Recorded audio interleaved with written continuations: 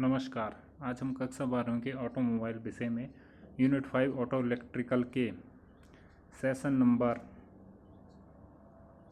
5 application and replacement of fuse के बारे में पढ़ेंगे। इस सेशन के जो हमारे ऑब्जेक्टिव है वो है पहला इंट्रोडक्शन ऑफ फ्यूज,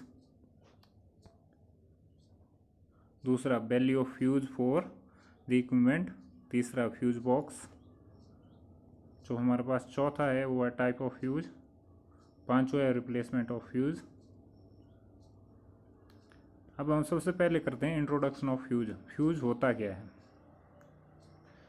जैसा कि आप सभी जानते हैं कि फ्यूज जो होता है एक प्रोटेक्टिंग इलेक्ट्रिकल इक्विपमेंट होता है जो सर्किट में लगाया जाता है, जिससे क्या है ज़्यादा करंट आ जाए तो हमारा जो इलेक्ट्रिकल सर्किट और उसके अंदर जो एसेसरी है और कंपोनेंट है उनको क्या कर सके, सेव कर सकें। ये हमारे उसको क्या करता है, प्रोटेक्ट करता है। और कुछ फ्यूज तो ऐसे लगाए जाते हैं कि वो एक कंपोनेंट को ना प्रोटेक्ट करके एक ग्रुप ऑफ इलेक्ट्रिकल आइटम को क्या करता है, प्रोटेक्ट करता है। जो हमारे ऑटोमोबाइल में होते हैं वो मुख्यतः हमारे अलग अलग तरह के फ्यूज लगाए जाते हैं जो क्या करते हैं, जैसे उदाहरण के लिए जो हमारा इग्निशन स्विच है उसकी 35 एम्पेयर वैल्यू होती है, तो उसमें एक फ्यूज 35 एम्पेयर का लगाया जाता है और दूसरा फ्यूज जो होता है वो 35 से 50 एम्पेयर तक लगाया जाता है, ताकि वो सर्किट को उतने 35 से 50 एम्पेयर तक अलाउ कर रहे हैं। यहाँ पे आपको डायग्राम में डिफरेंट टाइप ऑफ फ्यूज दिख रहे हैं। अगला है value for fuse of for the equipment. इसमें हम पढ़ेंगे कि किस किस चीज़ के लिए कितने कितने एम्पेयर का फ्यूज़ लगाया जाता है। सबसे पहले हीटर एंड एयर कंडीशनिंग के लिए हमारे पास जो फ्यूज़ लगाया जाता है वो लगाया जाता है 25 एम्पेयर का। अगला है इंटीरियर लैंप के लिए लगाया जाता है 7.5 एम्पेयर का। अगला है हमारा सिगार लाइटर के लिए, इसके लिए 15 एम्पेयर का। अब सिगार लाइटर आता नहीं है, उसकी जगह अब चार्जिंग पॉइंट होता है, उसमें भी 15 एम्पेयर का फ्यूज़ लगाया जाता है। अगला है रेडियो के लिए होता है 7.5 एम्पेयर का। रेडियो एंटीना के लिए होता है 14 एम्पेयर का। रिवर्स लाइट के लिए होता है 7.5 एम्पेयर का। डायरेक्शन इंडिकेटर लाइट के लिए होता है 7.5 एम्पेयर का। ओवर ड्राइव के लिए होता है 15 एम्पेयर का। और बैटरी जनरेटर सर्किट के लिए होता है 40 एम्पेयर का। Windscreen wiper clock interior light के लिए होता है 25 एम्पेयर का। अब बात करते हैं फ्यूज बॉक्स। फ्यूज बॉक्स क्या होता है? फ्यूज बॉक्स एक ऐसा बॉक्स होता है जिसके अंदर हमारे जो फ्यूज लगाए जाते हैं, जिससे ये होता है कि उनको हम एक सिंगल होल्डिंग फ्रिक्चर के अंदर लगाया जाता है, ताकि हमें उन फ्यूज़ों को ढूंढने में भी आसानी रहे और ताकि उन्हें हमें जल्दी से आइडेंटिफाई कर सके। और जो जनरली कार में होता है वो दो तरह के फ्यूज बॉक्स होते हैं। पहला होता है मेन फ्यूज बॉक्स, जो आमतौर पे बैटरी के आसपास इंजन कंपार्टमेंट में लगा होता है। दूसरा होता है सप्लीमेंट्री फ्यूज बॉक्स, ये हमारा इंस्ट्रूमेंटल पैनल के नीचे लगा होता है या ड्राइवर सीट के आसपास, ये जो स्टीयरिंग असेंबली होते हैं उसके आसपास।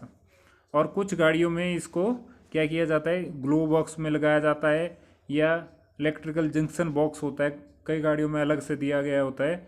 और फेंडर की वॉल के ऊपर भी कई गाड़ियों में मिलता है। जो फ्यूज आइडेंटिफिकेशन होती है और नॉर्मली जो फ्यूज बॉक्स का कवर होता है उसके ऊपर दी होती है कि कौन कौन सा फ्यूज कितने कितने एम्पेयर का है और किस चीज़ के लिए लगा होता है। और इसके अलावा आप फ्यूज के बारे में जो इन्फॉर्मेशन होती है वो व्हीकल की ओनर मैनुअल होता है, जैसे कि ओवन मैनुअल या सर्विस मैनुअल। ओवन मैनुअल हमें जो सर्विस बुक मिलती है गाड़ी के साथ, उसके अंदर भी सभी फ्यूज़ों की डिटेल दी गई होती है। अगला जो हमारा है टाइप ऑफ फ्यूज। कॉमनली 3 प्रकार के फ्यूज यूज किए जाते हैं। पहला है ग्लास और सिरेमिक्स फ्यूज। ये जो होते थे बहुत पुरानी गाड़ियों में उपयोग किए जाते हैं और इनका उपयोग क्या किया जाता था कि इन फ्यूज को लगाने के लिए एक स्पेशल होल्डर होता है जिसके अंदर इनको लगाया जाता था।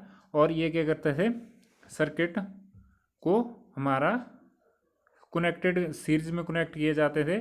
और जो ग्लास फ्यूज होता था ये स्मॉल सिलेंड्रिकल और मेटल कैप के साथ है, जैसा कि डायग्राम में आपको दिख रहा है।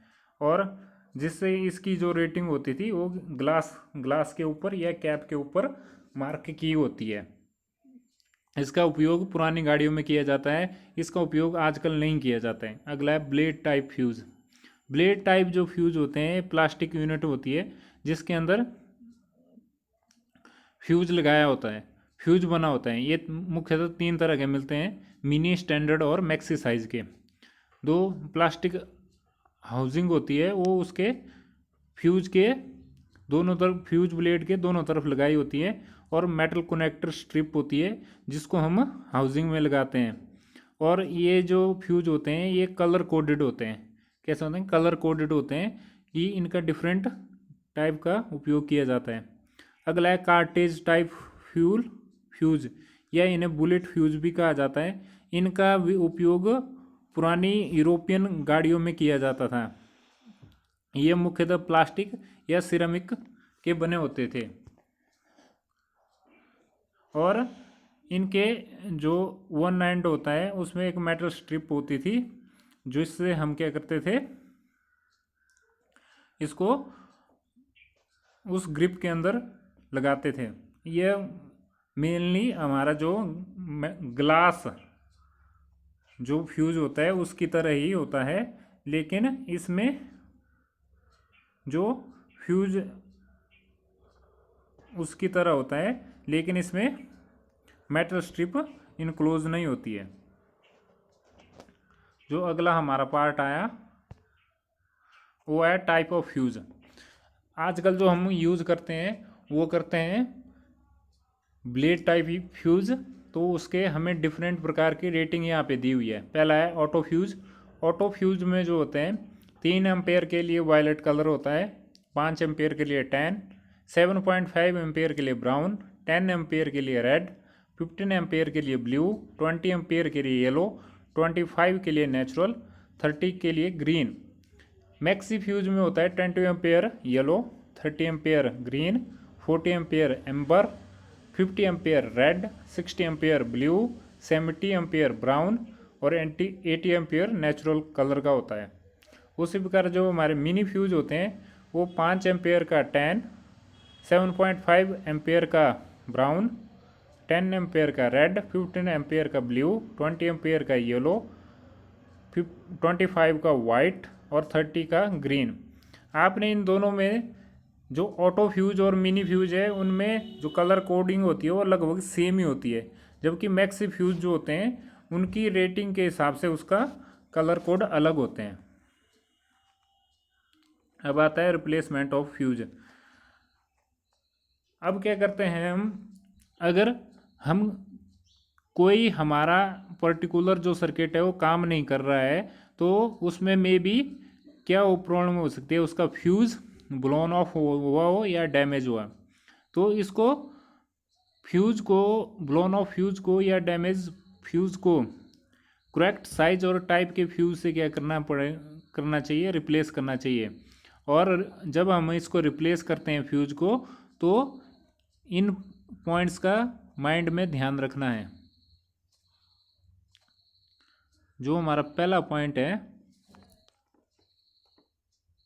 वो है कि कौन सा फ्यूज हमने रिप्लेस करना है और कितनी उसकी वैल्यू है और कौन सा टाइप का है। दूसरा है कौन से सिस्टम का फ्यूज है और हमेशा जो फ्यूज रिप्लेस करना है वो सेम कलर कोड के साथ रिप्लेस करना है, किसी और कलर के कोड के साथ रिप्लेस नहीं करना। Remove old fuse, ensure that the old fuse blown of और अनसर्विसेबल। फ्यूज को तभी रिप्लेस करना है कि वो फ्यूज क्या हो, या तो ब्लोन ऑफ हो या अनसर्विसेबल हो। अगला है fit the new fuse in proper position. नए फ्यूज को प्रॉपर पोजीशन में लगाना है, उसको हाफ पोजीशन पे नहीं लगाना है। Switch on the system and check the serviceability of the system. अब हमने जिस सर्किट का वो फ्यूज निकाला है उस नए फ्यूज को लगाने के बाद उस सर्किट को क्या करना है, चेक करना है।